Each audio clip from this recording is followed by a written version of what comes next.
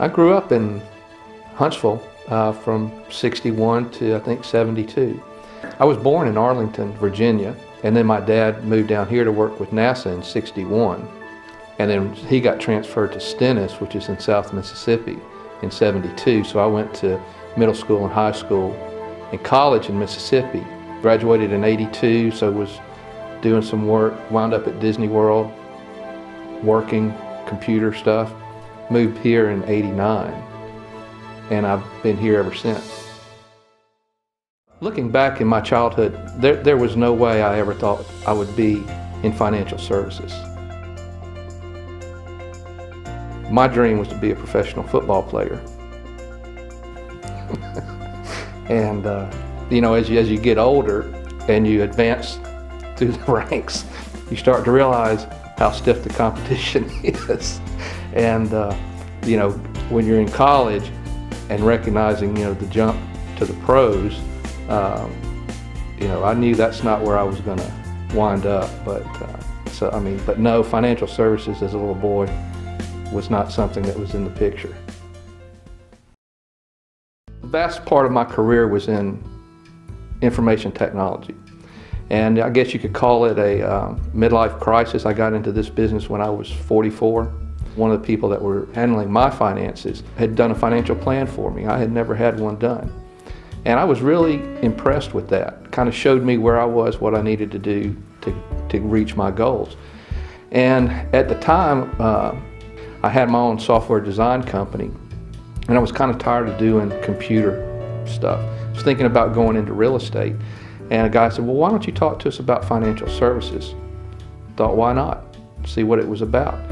I went through the interview process, decided to accept the job, and just fell in love with it. I really felt that this was an opportunity for me to make my mark in life.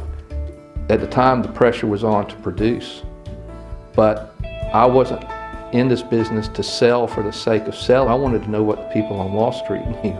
So I embarked on a very rigorous educational journey.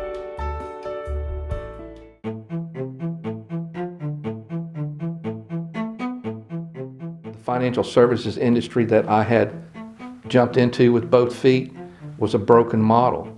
It seemed to me it was all about product placement and selling, not necessarily what was always in the best interest of the client. What I wanted to do was be free to utilize whatever strategies, products, and solutions were available and provide truly objective and unbiased advice to my clients.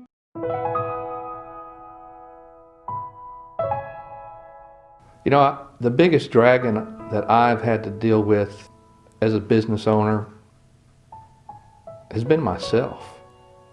You know, fighting through a lot of self-doubt, probably putting too much of the focus on me and not on where I could do the most good, and just forgetting about what's in it for me.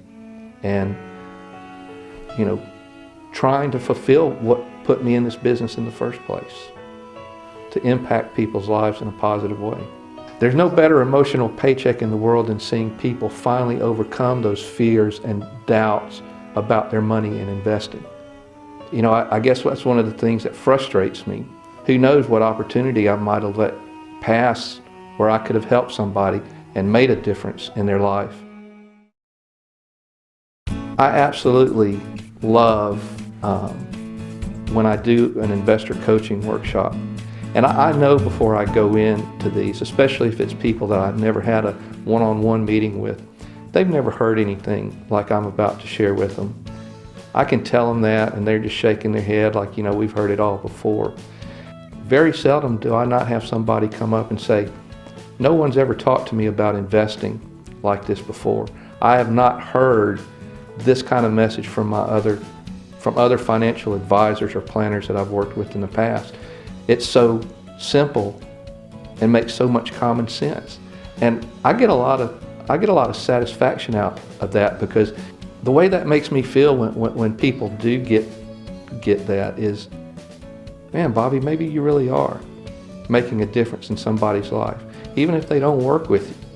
Everybody's heard the story that if you love what you're doing, you'll never work a day in your life.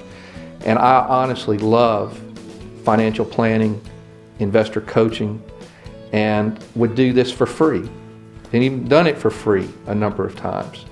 But what I've learned is believe in what you're doing, have faith, and pursue it to the best of your ability. You know, maybe it's just that I'm getting older, and I realize that, you know, certain things matter more than other things, and that, you know, we all trade something for every day of our life, be it our, you know, our business, our hobbies, our vices, or whatever, and you never get that time back. And, you know, to make, you know, millions of dollars, it's not what life's about.